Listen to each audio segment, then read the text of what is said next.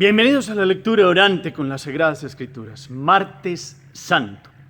La Iglesia nos propone hoy el texto del Evangelio según San Juan capítulo 13, versículos 21 al 33 y versículos 36 al 38. Primer momento, lectura del texto. En aquel tiempo Jesús, profundamente conmovido, dijo: les aseguro que uno de ustedes me va a entregar. Los discípulos se miraron unos a otros, perplejos, por no saber de quién lo decía. Uno de ellos, al que Jesús tanto amaba, estaba a la mesa a su derecha. Simón Pedro le hizo señas para que averiguase por quién lo decía. Entonces él, apoyándose en el pecho de Jesús, le preguntó: Señor, ¿quién es? Le contestó Jesús: a aquel a quien yo le dé este trozo de pan untado. Y untando el pan se lo dio a Judas, hijo de Simón el Iscariote. Detrás del pan entró en él Satanás.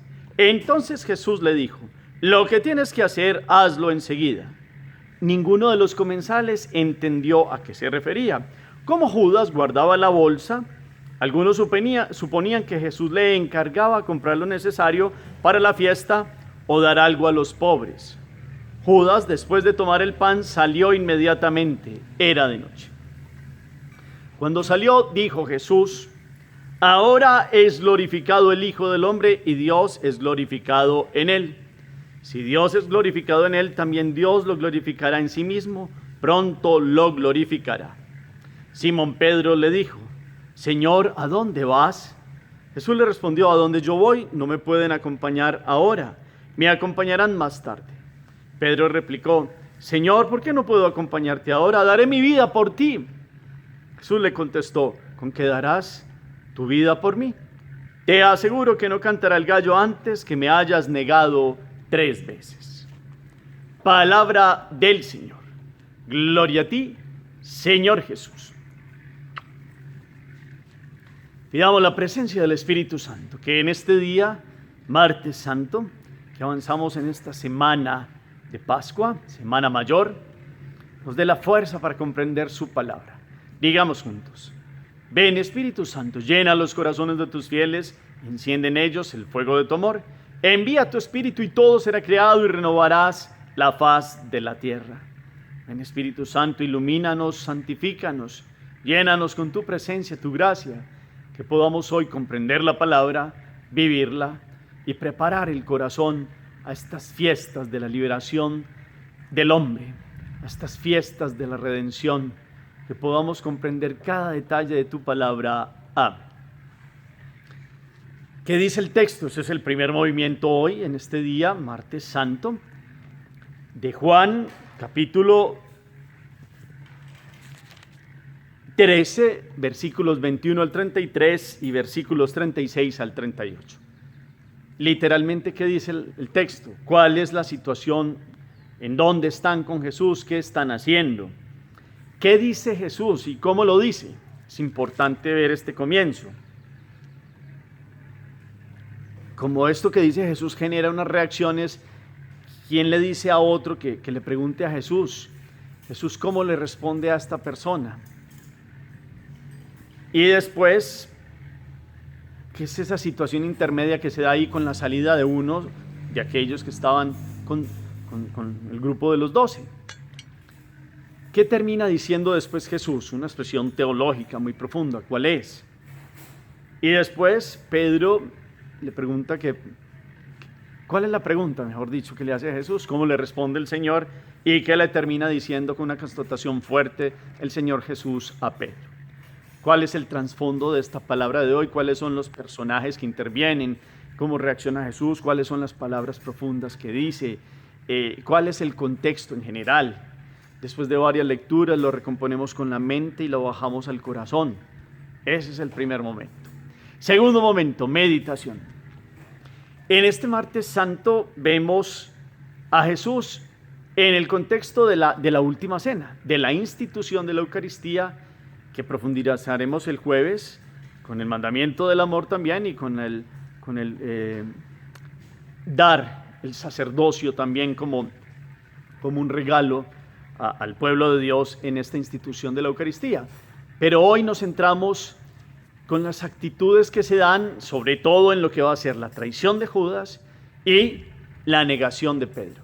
Y aparece aquí entonces hoy una actitud de Jesús dentro de la gran alegría que significaba celebrar la Pascua para los hebreos, que eso era lo que estaban haciendo, celebrando el gran contexto de la Pascua con todas las copas rituales, con todos el cordero y las hierbas amargas y todo lo que significaba los pasos y Jesús como el gran padre y los apóstoles como los hijos de la familia haciendo las preguntas, y dentro de ese gran ritual después la institución del sacramento de la Eucaristía, el mayor milagro que ocurre todos los días en el mundo.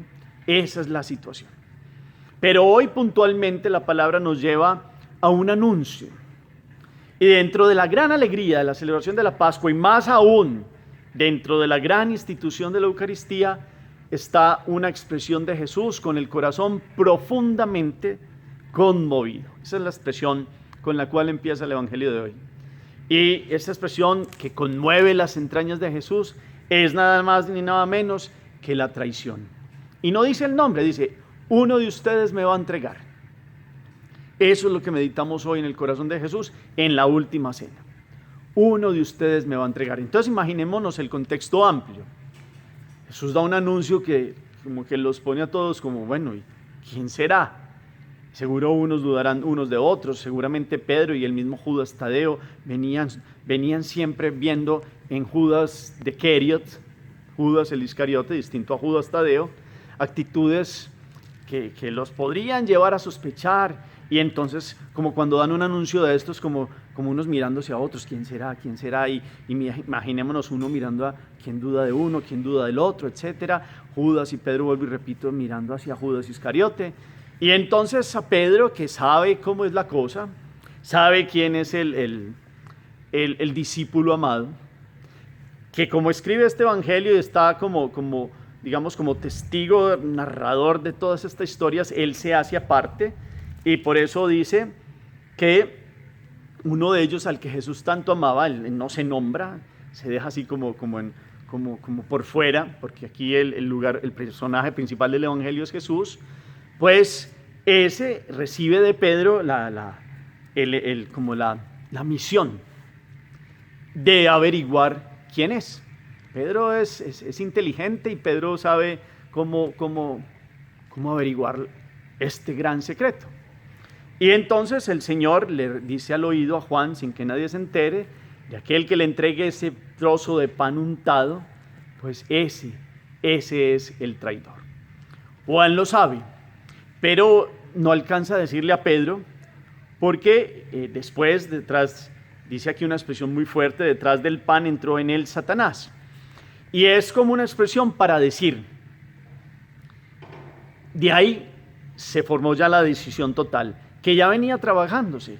No es que eso fue ya de una vez, no, tiene toda una preparación. El corazón de Judas en aquel momento ya había tomado la decisión, había permitido que en su corazón se dieran muchas circunstancias que las vamos a profundizar en el Evangelio de mañana, pero sobre todo la avaricia de comprender a Jesús como en un mesianismo político y ver que Jesús no cumplía sus anhelos, entonces va a venderlo a mejor postor. Eso lo profundizaremos, pero ese es el primer y gran dolor que presenta hoy esta traición de Judas. Y entonces la conversación se desvía a aquello de Jesús que le constata a Juan con este signo, Jesús que habla a través de estos gestos, el trozo de pan que recibe Judas Iscariote. Judas, lejos de comprender aquella conversación entre Juan y Jesús, termina confirmando que Judas Iscariote, hijo de Simón el Iscariote, Judas de Keriot, de la población Keriot, sale a cumplir lo que ya había determinado en su corazón, a pesar de que Jesús lo había tratado como amigo, a pesar de que Jesús muchas veces, en el Evangelio no ha quedado seguramente todo lo que Jesús hizo para que Judas no llevara a la perdición su corazón. Algunos dirán que Judas tenía que existir porque así tenía que darse. No, Dios no manda a nadie a pecar. Dios no manda a nadie a hacer una acción, mucho menos de traición. Judas tristemente es aquel personaje que se deja fascinar por glorias humanas y que toma decisiones que lo van llevando a un momento en que ya no tiene un no retorno y ya lo ha decidido en su corazón. Esa es la expresión: entró Satanás en él. De hecho, Satanás lo ha tentado con estas glorias y ambiciones humanas y él ha caído. Ese es el dolor de Jesús. El dolor de Jesús no empieza como cuando decimos en el Via Crucis y Jesús fue declarado a muerte, hubo sentencia a muerte, sentenciado a muerte. El dolor viene con muchos dolores previos de las persecuciones de 3 años que tuvo de vida pública, pero sobre todo en la última cena, que es un momento de alegría por la institución del sacramento, ya hay un dolor del corazón. Y claro, pueden decir los médicos que Jesús murió por los golpes físicos, pero inclusive antes del gran dolor espiritual que es la agonía de Getsemaní, ya en la última cena, está el tener que sentarse a compartir el pan con aquel que no quiso aceptar la amistad de Jesús, con aquel que traiciona el amor más grande. Y aparece aquí el dolor de Judas, que da Judas a Jesús. Y Juan siente aquel dolor, lo conoce, no alcanza a decirle a Pedro, porque Jesús quiere hablar veladamente, porque no se ganaría nada con generar allí como disputas o que algunos vayan a reaccionar contra Judas de Keriot.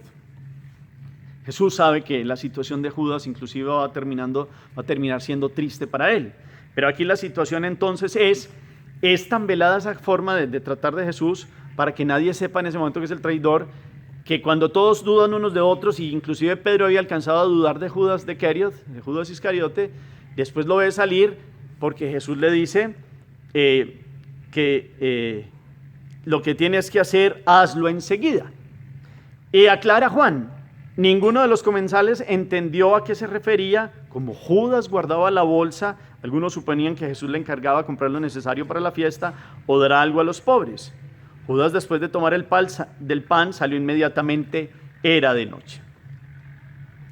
Es decir, si alguno dudó de Judas en ese momento, y Pedro pudo haber dicho: no, venga, yo estaba dudando de este, pero es que Jesús le mandó a hacer algo, porque Jesús le había dado a Judas Iscariote la función de tener el dinero y dárselo a los pobres. Y entonces ellos dijeron: bueno, entonces tiene que hacer algo para esta gran celebración de Pascua. Y esa es la palabra que entienden Jesús y Judas, y qué pena nosotros estar dudando de. Y en ese momento se solucionó de pronto una situación que pudiera sido difícil al enterarse de esta traición de Judas los otros. Y la conversación continúa. La última cena, este dolor de la traición, y dice que cuando salió Judas, Jesús empieza a hablar de una forma muy teológica y profunda, en la manera como Juan siempre habla. Y Juan dice: ahora es glorificado el Hijo del Hombre y Dios es glorificado en él. Si Dios es glorificado en él, también Dios lo glorificará en sí mismo, pronto lo glorificará. La cruz es el momento de la cumbre de la gloria de Dios, porque la gloria de Dios es darse a los hombres y darles nueva vida. Y lo hace el Hijo, que glorifica al Padre haciendo su voluntad. Y todo lo que Dios hace es perfecto. De hecho, pensemos en qué están naciendo. Están naciendo la institución de la Eucaristía en el marco de la cena judía. Si hay una forma donde Dios se glorifica, es el milagro más grande que ocurre todos los días, porque Dios está presente en todos los templos, parroquias, sagrarios, ahí en un milagro que sobrepasa el entendimiento humano y que ni los soberbios ni los prepotentes entenderán, porque dirán: bueno, eso es tan insignificante, eso. Hasta algunos que se llaman cristianos no lo entienden, y hasta nosotros nos faltaría comprender grandemente la presencia real de Jesús en la Eucaristía. Ese es el contexto también. Pero empieza toda esa glorificación que va a llevar a la cruz, Getsemaní, distintos procesos como lo veremos el viernes, y la crucifixión, y allí es el trono de la gloria. Y va a ser glorificado totalmente el Padre, porque se dará el Hijo como víctima propiciatoria, y se dará toda la gloria a Dios, porque se abrirán las puertas del cielo, se abrirán los corazones para que se puedan entrar en la presencia de Dios, el cielo se pueda poblar eternamente de aquellos que han aceptado esta gloria que sale del corazón de Dios. Y darle la gloria a Dios es vivir y honrarlo con su presencia, como nos ha enseñado también el Hijo. Y como Dios hace milagros y todo lo que el Hijo le pide al Padre, el Padre lo complace porque ha sido el Hijo obediente. Todo lo que pido lo alcanzo, lo ha dicho Jesús a una mística. Y entonces ha pedido este deseo de darse en comida como alimento para los hombres y Dios le ha dado esta capacidad. Entonces resulta que aquí la alegría es que definitivamente toda gloria sobrenatural viene de Dios y a Él regresa. Ese es como ese juego de palabras que está diciendo Jesús. Y esa gloria se va a alcanzar con esta entrega del Hijo de Dios en la cruz. Y esta glorificación es nada más ni nada menos el punto central también en términos joánicos de Juan en esta Semana Santa. La salvación del género humano, el Hijo obediente, el Padre que quiere la salvación de sus hijos, el Hijo que se ofrece y el Espíritu Santo que sigue caminando en la iglesia dándole la gloria donde está la presencia de Jesús, Eucaristía también. Entonces miremos toda esta escena que está dividida como en estos momentos. Y viene el tercer momento.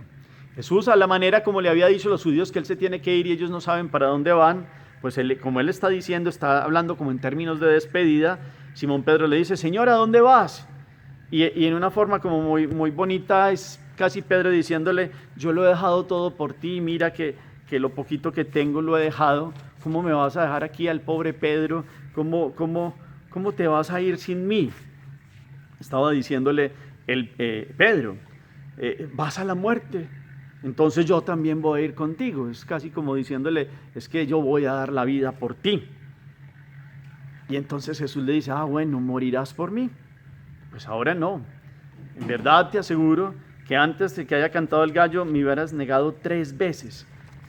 Estaban en la primera vigilia, vendría la segunda vigilia y en la tercera ya se habría dado todo eso. Tercera vigilia, la manera hebrea.